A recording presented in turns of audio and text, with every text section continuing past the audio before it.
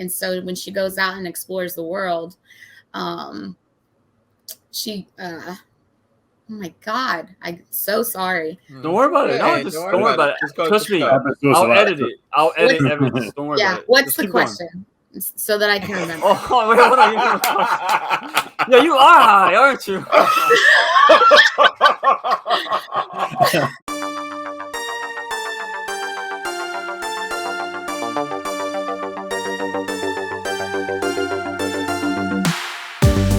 What's up, horror fiends? It's your boy Ricky Grimes back at you once again. You are watching Horror Fiend TV. This is 3 Corners of Horror. Thanks again for joining us. Like this video, please subscribe to the channel. That's the only time I'm gonna tell you that, because why not? You guys love us if you're here. What's up? So we got a very special guest, the 4th honorary member of Horror Fiend TV, Lexi Bennett. How are you today, Lexi? I'm doing really good. JR, what up, son? How are you, brother? Yeah, I'm doing good, man. Thanks for Lexi for coming back, as we're going to talk about this international film that is it a cauldron of beauty or ashes that should have just been left at the stake. Ashes in your mouth, yo. It ain't the Black Cauldron. What up, Joe? What's up? What's up? Actually, I was looking forward to this movie. So I guess we'll talk about that. The movie we are going to be discussing tonight is going to be streaming exclusively on Peacock. It is called You Won't Be Alone. It is directed by Goran Stolevsky. All right, we're going to be jumping right into this. Quick thoughts around the room right now. Let's see what everyone thought about it. Lexi, you're the guest. You go first. Throw me. I really liked this film. I thought it was beautifully done. I have to be honest, though, a week or two prior to being asked to be here to talk about it, I watched it with my boyfriend, and we got 5 minutes into it. One, it's in Macedonian, and so of course you have to read captions, which takes you away from looking at the film.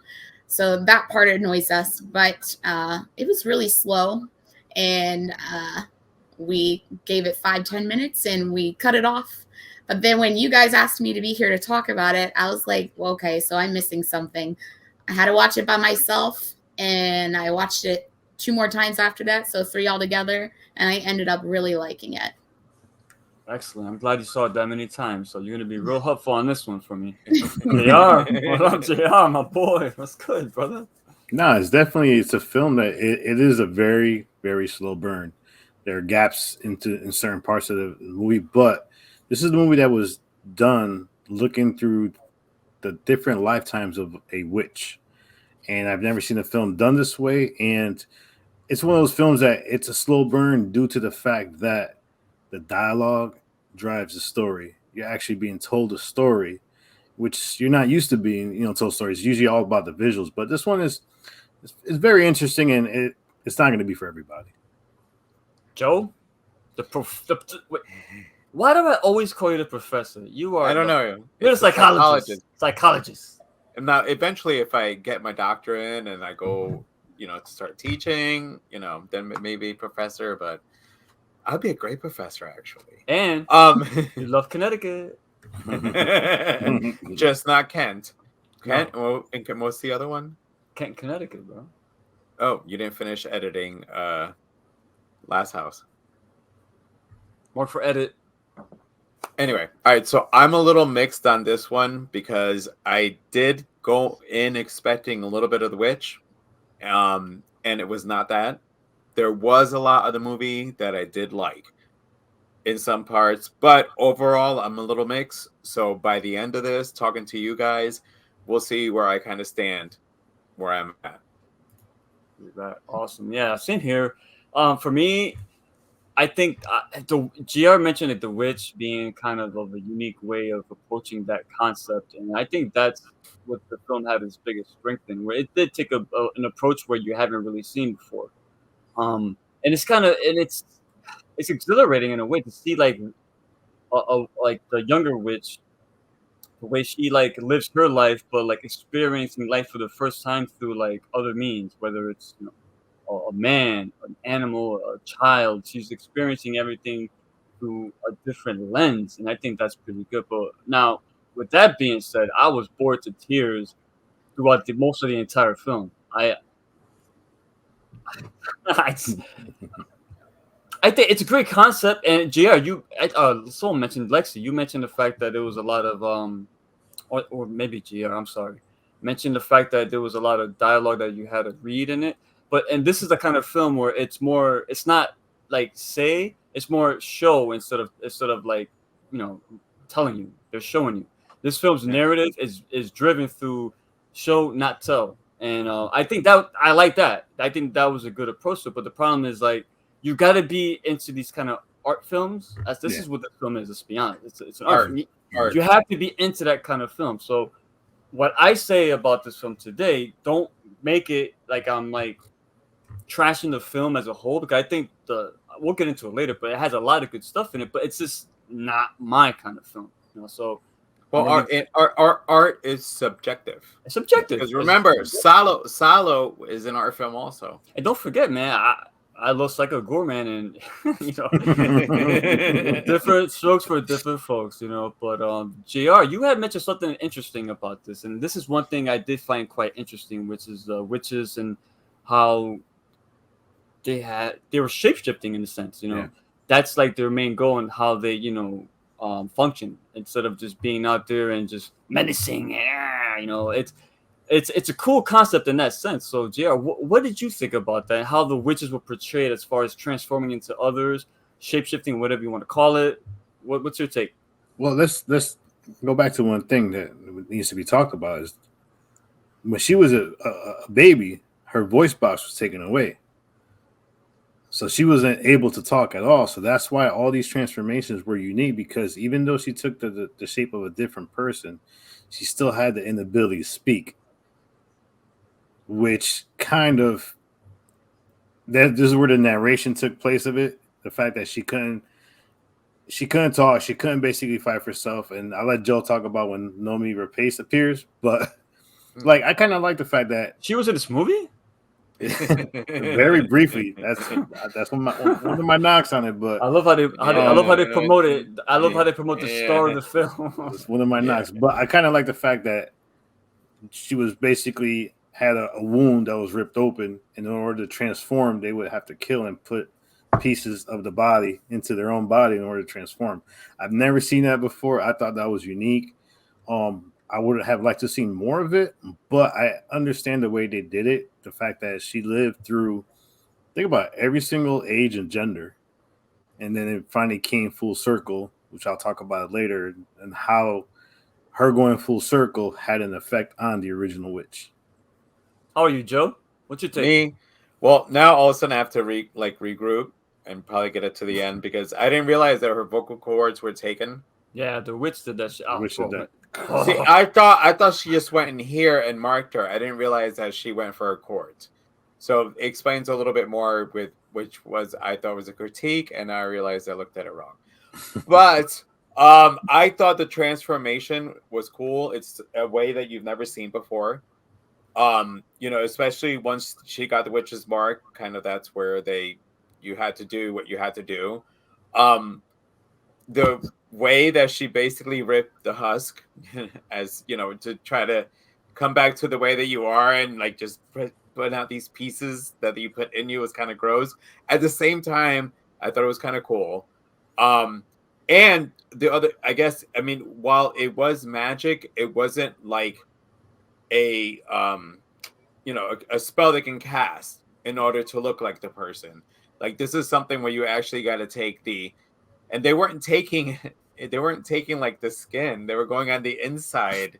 So you're literally taking the inside of a person and putting it into you for you to shapeshift into that person.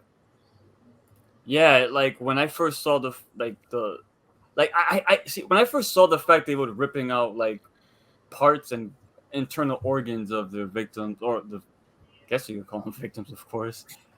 But I think that it's an original concept, yes, but I just think it just doesn't make sense. Like, if you're a witch, right, and you got all these magical powers or dark powers or whatever it is, I think that was put there just to add gore in this film, to label it as a horror film, because I don't think this is a horror film at its core at all. I don't think so. I think they wanted to add gore in it, and that's one way to just say, oh, let's just rip insides out, and they'll keep passing it from one body to the other. So I'm a mixed bag on that. I like the concept of the shape shifting and going from one body to the other. Of course, you got to kill your victim at the same time. Where it's like, okay, well, that's a whole separate story I want to get into.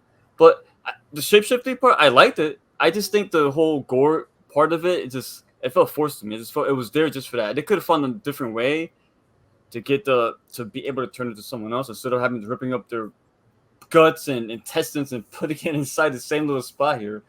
I don't know. It felt weird. Like I'm a mixed bag. I like that they tried something different, but I think they could have kind of cleaned it up just a little bit more, if you know what I mean. So for me, the transformation shape shifting stuff I liked because it added to her poetry. Honestly, for me, when I ran through the movie the first time, I watched the art of it. Like you said, you have to be artistic or into an art type of film to really pay and appreciate the art. But when I went back and paid attention to more of the dialogue of it, it really goes together. I guess it's wasn't enough horror for me, I feel. And to have the shape shifting part and the guts and everything be put in and out of the witch, that's about as horror as you're going to get, I feel. Yeah. So that part bothers me, but I liked it because it goes with the dialogue. And the way she poetically, wickedly, and beautifully puts it. To me, it was a strong point because you really have to put the two together in order for it to work. You have to pay attention to what she's saying. A lot of it in the way she says it doesn't make sense to us because it's different language, but it really definitely goes together, and that's what worked for me. So the shape shifting to me doesn't bother me. I thought that was awesome because she got to experience different lenses of life where she was an animal, she was a man, she was a woman, and then a child at the end. And so she got to really experience it, and it came together ending as a child for me. So I liked it. I think it's a strong point. Since we're talking about the shape shifting, Jill, I'm gonna throw this to you first, right? Now, what's your take on why Navina kept changing into others? Like, what was her? I mean, I got an idea about what it is, but I want to hear from everyone else. I'm gonna start with you, Joe. What do you think? So, why did she keep changing into others? Well, I mean, you have to think about the fact that one of the first crimes committed against her was the fact that she was kept in a cave with a door, but she was kept in a cave. So she never got to experience dealing with other people. And now that you guys mentioned that she lost her voice, I didn't realize that part, to be honest with you. Like, I just thought it was because she was in there and she didn't get any education, that Yeah, she didn't have a lot of that makes sense. able. Yeah. That's what I really Yep. Yep. thought, was because the fact that she was in there, her mother didn't stop and bring books to go, all right, A, B, C, D. So her language would be very limited. So I think like her shape shifting into other ones is to experience what others go through. She didn't understand anything. I mean, everything that she saw came through a hole, up in the cave. So she got to experience all humans and basically, I guess, finding humanity in it, because her life started kind of shitty, to be honest with you. Lexi, how about you? Like, what's your take? So like Joe is saying, she starts her whole first 16 years of her life in the cave, and so when she gets out in the world and she starts experiencing these, so to speak, different lenses of life, now you have to remember she experiences abuse first. So that is complete trauma in the beginning of her life. She gets her vocal cords cut, which she doesn't realize as a baby. She doesn't even, how does she lose her voice? She has to learn by observing. So to observe without speaking and just speaking body language, I guess, she had to learn how to experience different ways. And she has that moment in the woods with the the witch. I said Mitch. She had that experience in the woods with the witch in the woods where she had to rip the guts out of the deer, I believe it was. Whoa. And then so when she saw that and then she could do the same, she got to experience different ways of life. She had to teach herself. And then she got to see different views of what it is to be a woman, what it is to be a man, an animal. And then I think being the child is what really made it best for her, I feel, because she already experienced adulthood, but then to start as a child and then to go into love. So it was, there's a little romance to this horror film. She had the most development as a child because she got to experience a lot of stuff that she never got to early on. Because as you're a kid, she started backwards in life. Yes, so. Exactly. So when she went to the child body, that's when she started really, experiencing a lot of stuff that she should have been experiencing in order to get her to where she would be as an adult. Right. Yeah. No, I mean, yeah, I think it is the fact is it was her evolution, as a person. Because remember too, when she was stuck in the cave, the only person she seen was her mother. Mm-hmm. And when the witch turned into her mother, she was the bird, right? The witch. The bird, the bird. Yeah. But she's still referred to as her mother as the Whisper Mother. Yes. Yeah, because she said so she didn't really talk to her; she just whispered to her. Right, but then the witch killed her mom, turned into her mom to lure her out the cage. I mean, out the cave. Yeah. But pretty for much me, it was like she needed to go through this whole process. She needed to understand through the eyes, because she couldn't understand through the words of all these different. You had where she transformed into the woman, and she experienced not only to be a woman, but she was looked at as crazy because she couldn't talk. She just that scene where she's as Nomi and she's just laughing with the other people. I mean, I laughed at that because bro, she had the Rob Zombie teeth, man. I don't blame her for not opening it. If you watch a Rob Zombie horror film, you know exactly what I'm talking about. Yes. But remember, she experienced abuse during that as that character. Yes, that's why I mentioned the abuse because. Well, no, it was abuse from the beginning with her mother putting her in a cage. No, even her husband at the time, basically. Yeah. Beat her and forced himself upon herself. Then she turned into the guy who, once again, couldn't talk, and he was viewed as being slow, because he couldn't talk, but he would go out there and work. And then when he transformed into the child, she transformed into a child. It was like her chance to actually, like Lexi said, relive life, and that was her happiest moment. And one scene which will help transition to the next part is when she finally had a child.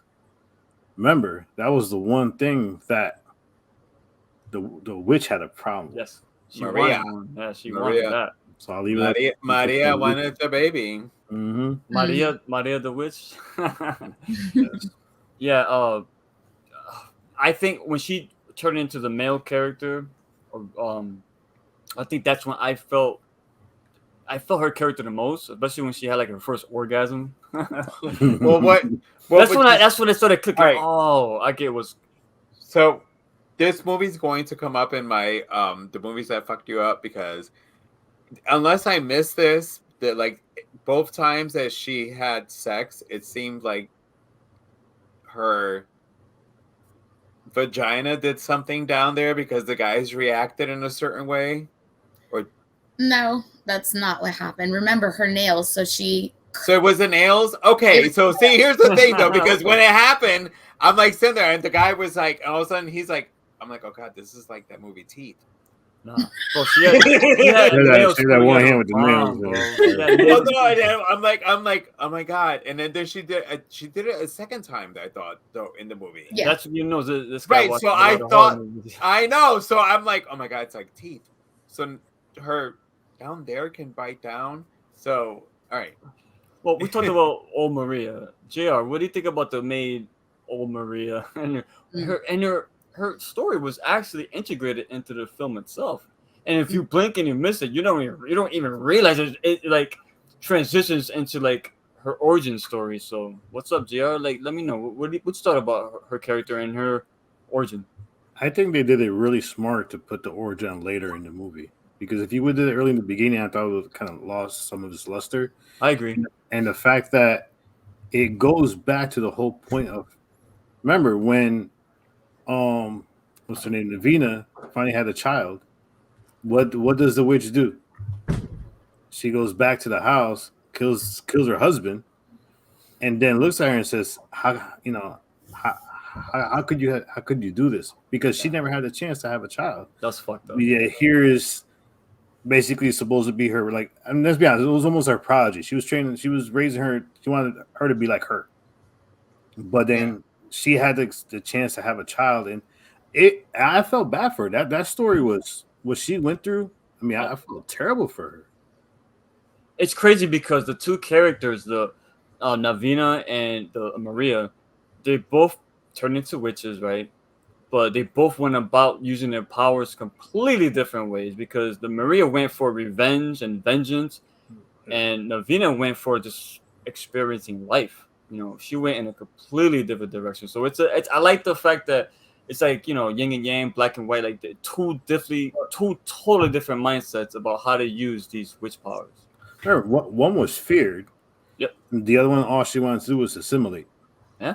There you go. If you notice her reaction as the child, she already experienced backwards again as an adult into child.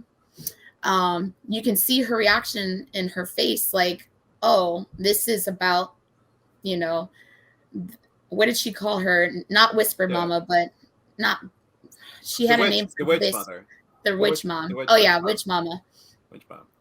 So she got to hear witch mama's story. She, she didn't care to, witch mama didn't care to explain her side of the story to her, because she basically said a few times that she disowns her. She doesn't really like her.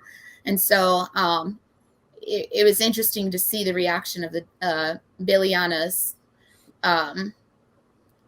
So I thought it was perfect the way it was put in the ending. And I agree with JR on that, because if you notice also when they put her on the stake and burn her, we're in that era of, which is not allowed and stuff like that. But it isn't like Salem witch type of vibe either. It's like way before Salem. Yep. If you think about it, yep. Way before Salem. It's not like that vibe. And I'm glad that they didn't put it that way, because, that's that misconception between the two. This is a completely different era. Like the 19th I don't even know what year right? it was in. 19th century, yeah, completely different century. So that's cool. It's sad. It was a sad story to learn, Maria, and I felt for her at that point. Yeah. Psychologist, what up, son? Well, I guess I'm going to be the dick on this one. You got the giggles again. Look. Well, because I do. First of all, Maria made a deal with the witch. So it's almost the same thing as making a deal with the devil. Any deal that you're going to make is going to not necessarily work out. Maria wanted the family, right? Yes. She wanted... So she got her she ended up marrying a sick husband who she basically had to force to have sex with in order for her to get pregnant. And I think she couldn't get pregnant, right? Well, she got pregnant. Who are you talking? But the baby died, didn't it? Navina or Maria? Maria. I don't know. Oh, okay. No. She Lexi started 3 times. Well, no, she didn't end up having a kid, right? I don't think she could. Maria? No, she couldn't have a kid. She never. Yeah, so she married the husband. That was the whole point of her revenge. Right, so they forced her to have sex with this guy, and then she ends up getting his illness. So then, because she saw the witch and then made the deal with the witch, she knew what she had to do, which she then ended up, it was the cow blood to try to protect herself, and then she ended up getting burned. When you make a deal with a witch, it's not going to work out right for you. Yeah. I mean, it doesn't work out the same way if you make a deal with the devil. So therefore, her wish had a couple of caveats in it, which is basically it's not going to be sunshine and rainbows. It's going to be a life of shit. I'm glad they added her backstory into it, though, for real. Joe, I agree with your points too. I am happy they added that in there because when I first saw this, I was a little confused at first, but when I saw where the story was heading, like, oh, okay, this is the witch's origin. They showed her get burned and why and stuff like that. Well, and I don't want to seem like they try to put that part for you to have sympathy for her. Yeah. However, you made a deal with the devil. Yeah. Any deal with devil, witch, it doesn't work out for you. Nah. You know what I mean? So my biggest gripe is how they went about it, though, because in this film, like I said, it's heavy on I don't want to say dialogue because it really isn't. It's like I said, it's more show and tell, and when you do flashbacks and you're not really there's no way to find out it is a flashback until you're deep into that part of the story. It's hard. It's hard to get into it, but I think like you guys mentioned, maybe on the second viewing or third, you'll understand it more. But I don't know. It was kind of clunky, but I do appreciate it put it in there because it made me like the witch character more, and I understood that character more, and now I know why she is doing what she is doing. So, Joe, you got something to say? You're ready to jump at me, son? No, I wasn't. You good? I was trying to figure out what my drink was. My bad, because Joe is so expressive, man. I don't know where he's going. All right, well, let's close this out. Let's close it out.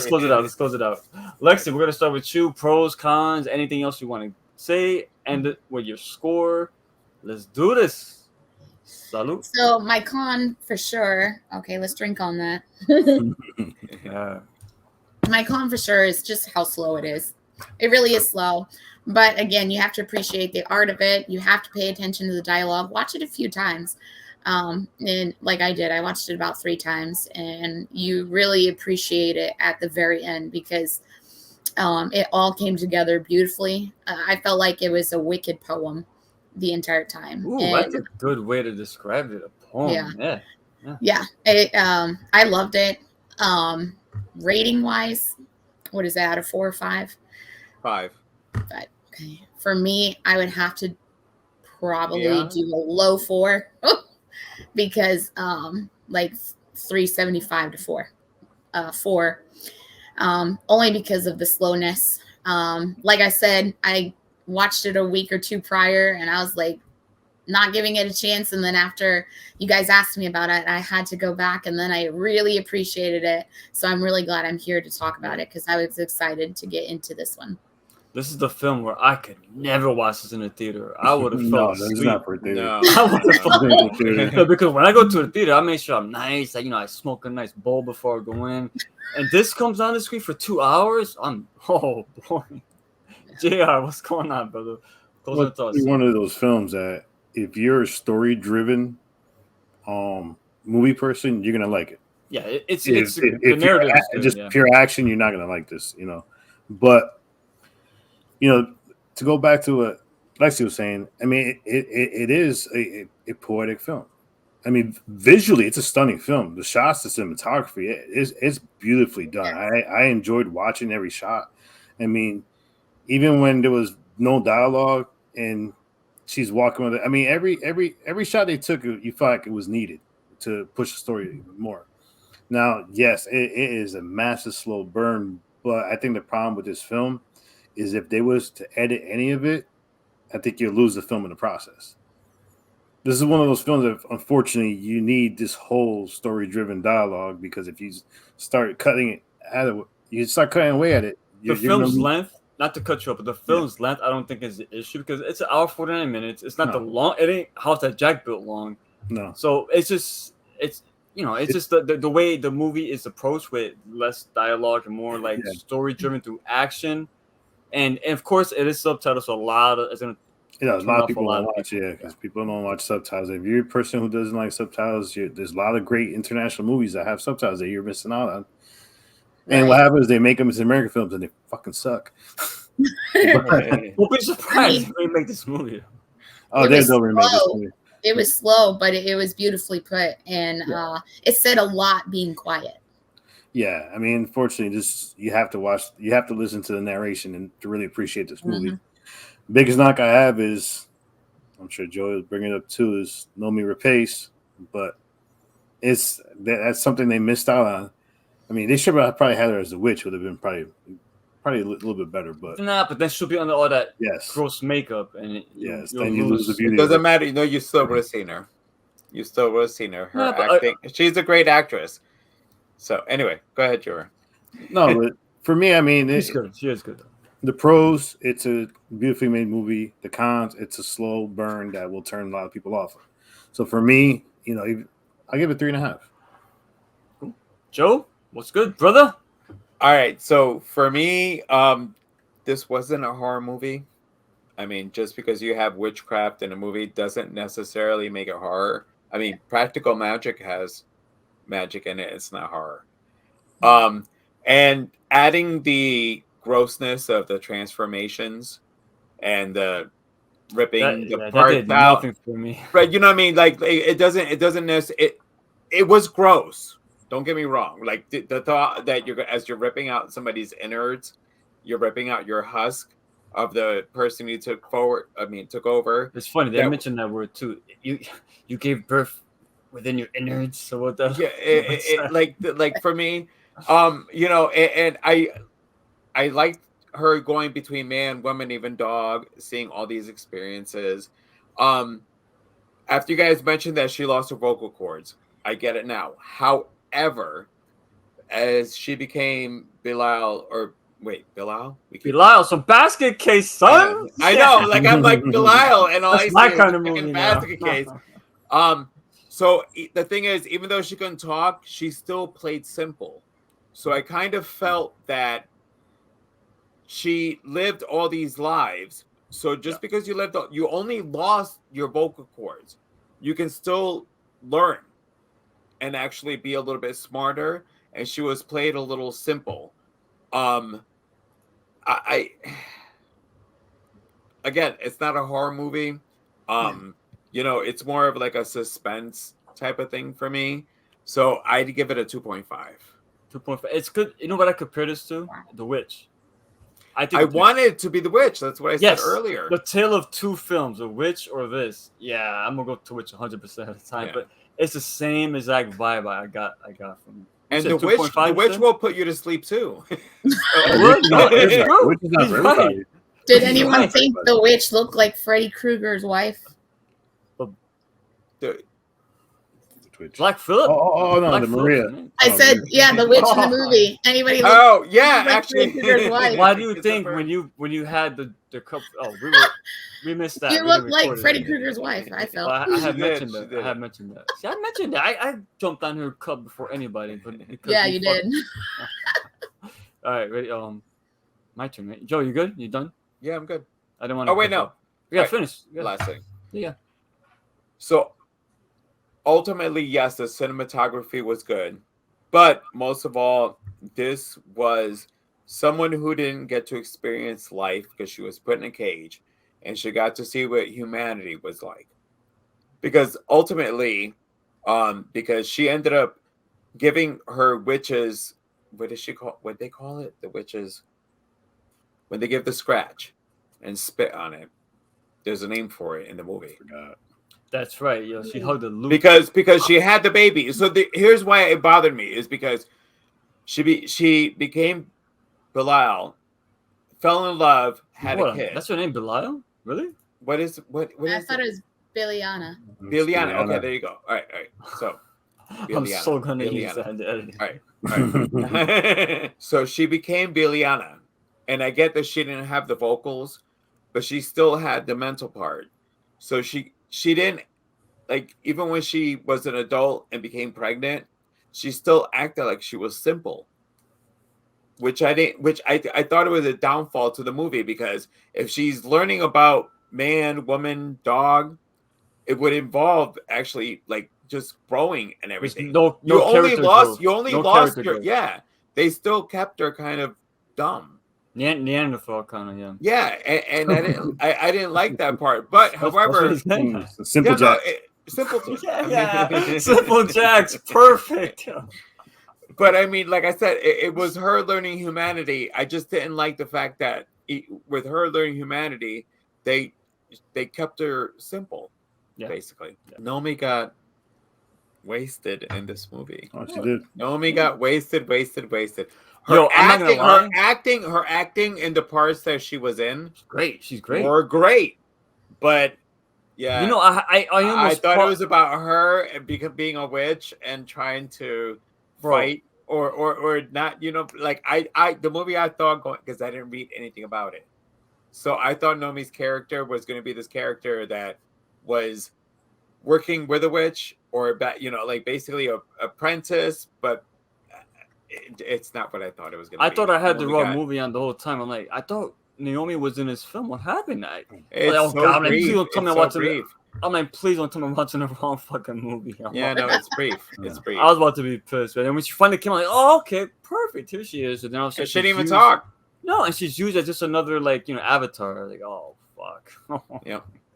Yeah, I'm gonna give this a 2. This is my score. I'm gonna give it a 2. Not because it's a trash film. For me, it's not a movie that I find entertaining. I just don't. I was bored throughout the entire film. I appreciated the points that it hit, but for me personally, I like shorter films. I'm more of a. You guys know what I mean. He's action. No storyline, just action. No. Don't say that. No, here's the thing though. Rick did actually the one thing that I do. Rick was texting me while he was watching the movie. What did I say? Never texts you. Right. What did I say? This failed the Joe being on the phone test. Because he never, when he watches the movie, he does not text you. And he's like messaging me and he's like, I just started it. He's like, I think it was like even 5 minutes in. You know what I told I told him? I was like, bro, 5 minutes in, I hate this fucking movie already. Yeah. You know the funny thing? That's funny. Every time there's a movie that tell them, yo, you guys have to watch this twice. They only watch it once. Never. I watch it. I watch it twice. I can't. You know 3 times is enough. But again, listen, but again, I'm not. My score is not reflecting the overall. The film as an art piece, and if you're into that kind of film, it's a good film for that. But for me, if you're like me and you like 80s slashers, you like practical effects, you like fun characters, you like a little comedy here, you want something serious here, you want, oh my god, you're building it to that. You want all this gore, practical, or if not gore, just good dialogue that you can remember forever. It don't gotta be gore. It could be a funny line, like The Devil's Rejects. I could quote that movie like the back of my hand. But for a movie like this, I don't find a movie like this. It just reminds me like an A24 film. I just can't find a movie that's over 2 hours long. I can't find myself gravitating going back to it. I'm not a fan of long movies. That's just me. I hate long. Yeah. If it's horror films. Because if it's the Avengers, I'm all in. Give me a 3 hours Avengers film. But for horror, because what that does is you're forced to add so much filler and shit in it just to get it to 2 hours. Like Midsommar, Hereditary, all these films. This one, you could cut it down a bit, at least a little bit. Get it to an hour and a half. Come on, you could do it. That's my challenge to all these filmmakers. Give me an hour and a half A24 film. Not gonna happen, but so X. There you go. See, GR didn't like X. That's my kind of movie. See, but no, that's just show the different types of interests. I'm not trashing this film because it's terrible. My score only reflects my personal beliefs. Right. That's it. Right. That's it. This film, well made. Acting was great. Every actor nailed it out of the park, and I love the scene when she was the male character. I think that's my favorite section because he was so childlike and experiencing things for the first time. Like that stuff is good stuff. But then when he had the orgasm was well, no, which is funny because when he had the orgasm. For me, it felt like when the husband was trying to have sex with her, where it went, oh, now I get what he was trying to do. Yes. I understand. Oh, that's it right there. That's literally what was going on in that scene because in the scene before, she clawed the husband. Yeah. And now she was a man and she's like, oh, now I understand. She understands that. See, that stuff is great. That stuff is great. Cool. I look that stuff there. If it was only made a bit differently, like if they would take away, you don't got to kill animals to become the witch. You could kill one or two. I'm not saying you can't kill any animals, but this movie was really excessive with that shit. But again, I'm not gonna harp too much on that, guys. Anything else? Any of you guys want to add before we wrap this up? I also liked that she had the good type of mothers in her life. Like when she was the woman, she had the mother-in-law kind of take care of her. I did like those mini relationships that we got to see. Yeah. And Well, maybe it was a who knows? counter to the witch, the way that the witch and her own mother treated her. Yeah. Yeah. I'm good. All right. Thank you guys joining us for one more episode of Horror Fiend. I almost said Horror Fiend Driving Theater. Man, that's great. Horror Fiend TV. Thank you guys for joining us. I'm Ricky Grimes. We have Lexi, JR, the psychologist, Joe. Thank you for joining us one more time. Come back next week for another awesome episode. Appreciate it. Follow Lexi. We're going to put her socials in the description. Follow us. Give us that like, subscribe. And remember, everyone, if you love horror, stay scared.